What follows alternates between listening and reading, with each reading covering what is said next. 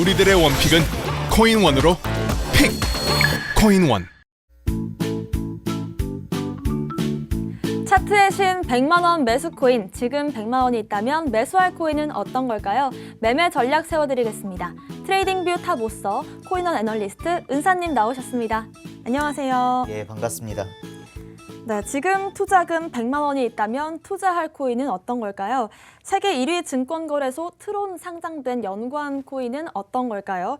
또 트론이 인수한 비트토렌토, 과연 100원에 갈 수 있을까요? 일단 중국의 일론 머스크라고 불립니다. 비트토렌트의 이 저스틴 선의 움직임에 따라서 이 비트토렌토 가격이 움직이는데요. 먼저 트위터로 확인해 보겠습니다. 모두가 기다리던 빅 뉴스. 중국의 기업가 저스틴 선이 만든 암호화폐 트론이 유럽 최대 증권거래소인 도이체 베르제 바네크가 발행한 상장 지수 증권 ETN 형태로 진출했다고 밝혔는데요. 최근 바네크의 보유 자산에 2억 트론을 추가한다는 보도를 했습니다. 그런데 이게 왜 비트토렌토와 연관이 있을까요? 일단 트론이 인수한 코인이기 때문입니다.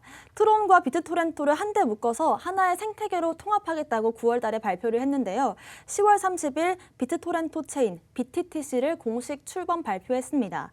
트론 창업자인 저스틴 선이 트윗을 통해서 BTTC가 정식 출시됐고 테스트넷이 활성화 중이라면서 이제 BTTC가 탈중앙화되고 신뢰가 필요 없는 이질적인 크로스체인 커뮤니케이션을 제공해서 모든 체인 연결의 새 시대를 열 것으로 믿는다고 말했습니다. 비트토렌트와 트론, 바이낸스 스마트 체인을 크로스 체인 스케일링 솔루션에 통합할 수가 있는데요. 이 통합을 통해서 수백만 명의 비트토렌트와 트론 사용자들이 바이낸스 스마트 체인, BSC에 구축되는 NFT와 게임파이, 그리고 인프라 프로젝트에 액세스할 수 있습니다. 잠시 뒤에 비트토렌트에 대한 은사님의 날카로운 분석이 있을 예정이니까요. 많이 기대해 주시길 바라겠습니다. 먼저 지금 조정 장세를 이어가고 있는 이 비트코인의 현재 상황 한번 짚어보겠습니다. 자, 여러분들 반갑습니다. 코인원 애널리스트 은사입니다. 자, 이번 시간에는 먼저 달러 인덱스 움직임에 대해서 먼저 살펴보고 그 다음 비트코인과 알트코인, 비트토렌트에 대해서 살펴보도록 하겠습니다.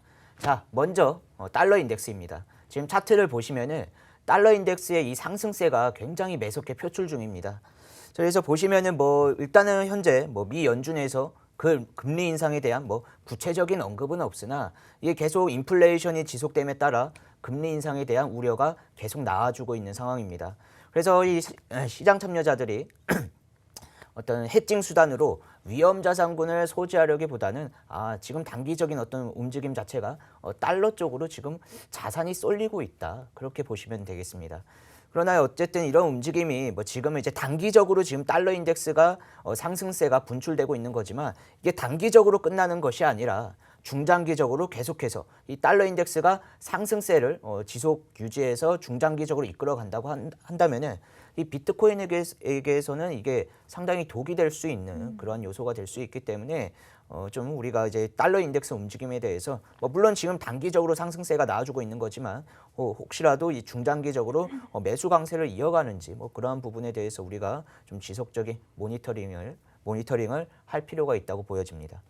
네, 일단은 달러 인덱스를 참고했을 때 금리 인상에 대한 우려가 깊어질수록 이 안전자산군 쪽으로의 선호 성향이 좀 더 강해지기 때문에 비트코인이 위험 자산으로 분류가 된다면 비트코인보다는 달러를 보유하려는 사람들의 심리가 더 강해질 것으로 보입니다. 그리고 이번 주에 선물 옵션 만기가 있잖아요. 여기에 대해서도 한번 얘기해 주실까요? 이번 주에 이제 선물 CME 네. 선물 만기가 이번 주 토요일 1시에 다가옵니다. 근데 이제 그때 당시 이제 10월물, 네. 10월물의 선물 만기 당시에 63,000불 부근에서 만기가 됐거든요. 네. 근데 그때 당시에 중요하게 보셔야 될 게 그때 좀 특이했던 게 10월물의 상당수의 포지션이 11월물로 포지션이 2월이 됐었습니다. 그만큼 중요한 가격대 자체가 10월물 만기 가격인 11월의 만기 가격이 아니, 11월의 만기 가격은 네. 이제 진행이 되는 거고 어쨌든 이제 중요한 거는 10월물의 만기 가격이었던 63,000불이 중요한 건데 근데 지금 63,000불 대비 지금 58,000불이긴 하지만 사실 제가 봤을 때는 네. 월봉의 흐름에서 봤을 때는 사실 63,000불이나 58,000불이나 저는 큰 차이가 없다고 보는데 어쨌든 이제 선물 만기가 이번 주 토요일에 다가오면 다가올수록 저는 이번에는 선물 만기에 따라서 약간 좀 단기 어떤 매도 압박이 나온다기보다는 오히려 이번에는 선물 만기에 따른 단기적인 반등 강세가 그러니까 매수 강세가 단기적으로라도 이제 선물 만기가 다가오면 다가올수록 어떤 매수 강세가 좀 단기적으로라도 강하게 표출되지 않을까 그렇게 생각하고 있습니다. 네, 같은 선물 만기를 앞두고서도 굉장히 상황이 다르게 나타나는 것 같습니다. 일단은 전반적인 이 시장 상황 한번 짚어봤는데 그렇다면 비트코인 차트상인 관점에서는 어떻게 보시는지 궁금하거든요.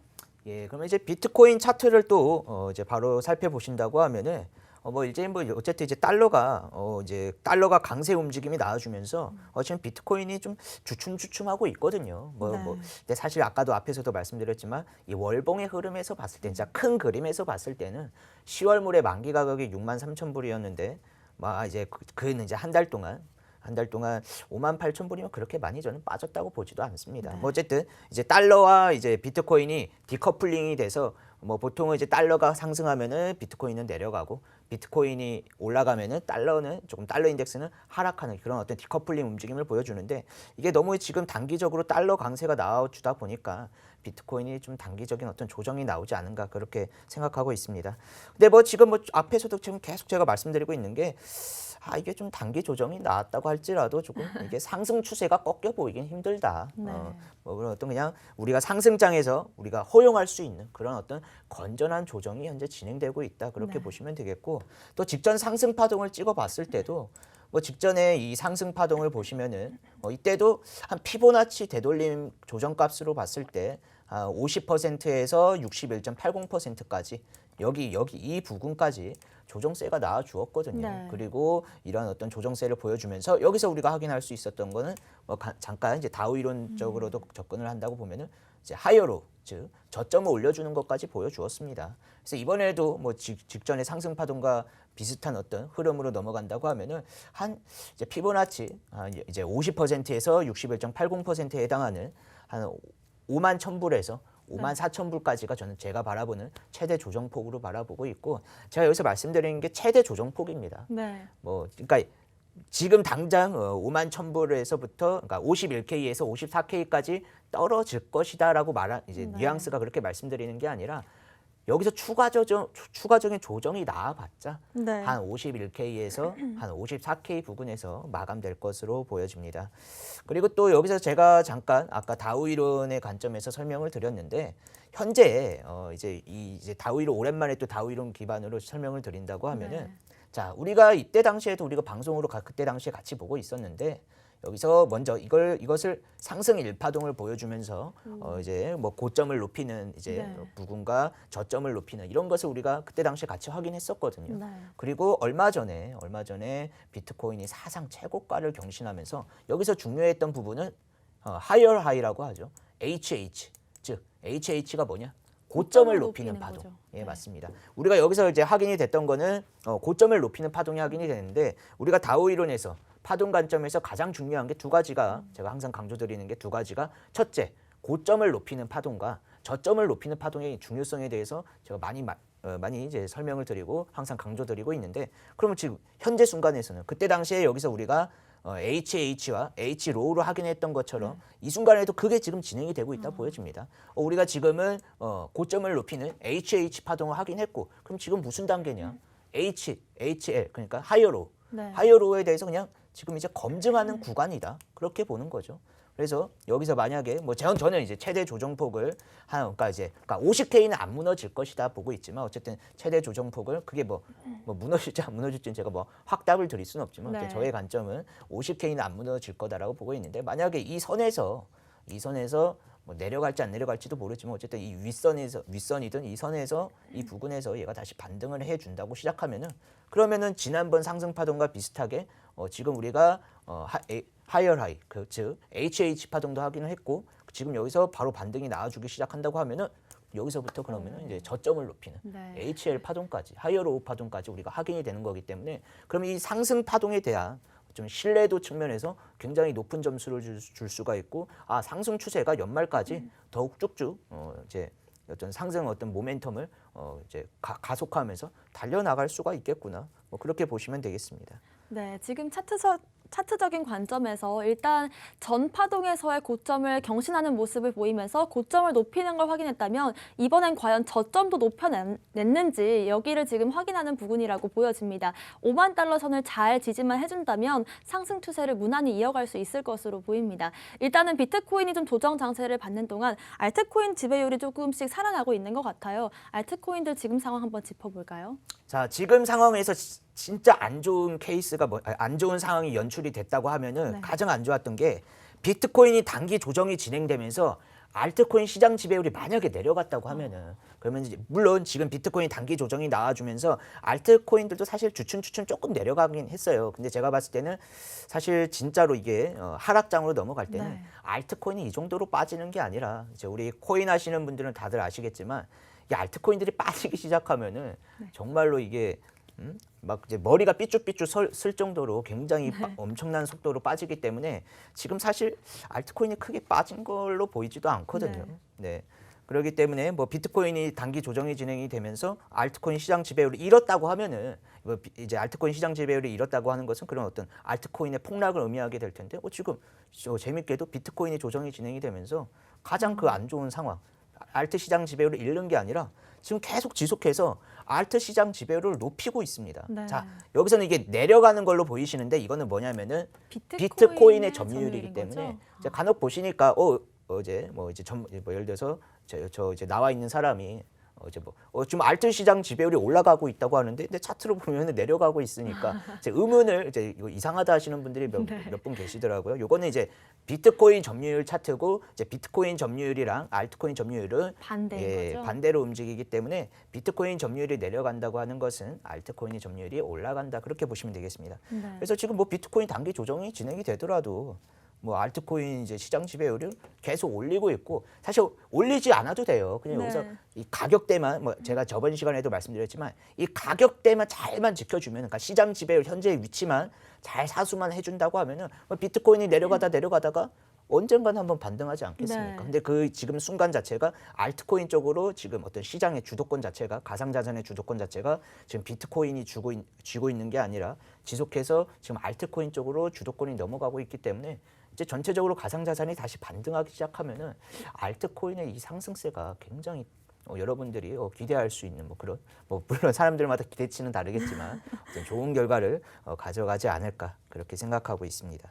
네, 지금 시장 상황 확실히 비트코인에서 좀 알트코인으로 장세가 넘어가고 있는 시점인 것 같습니다. 그러면은 이제 어떤 식으로 좀 메타들이 순환 장세를 이어갈 것인지가 좀 많은 관심일 텐데 순환 장세가 어떻게 좀 이어질까요? 일단 NFT 쪽이 조금 약간 열기가 식는 듯 보이기도 하거든요.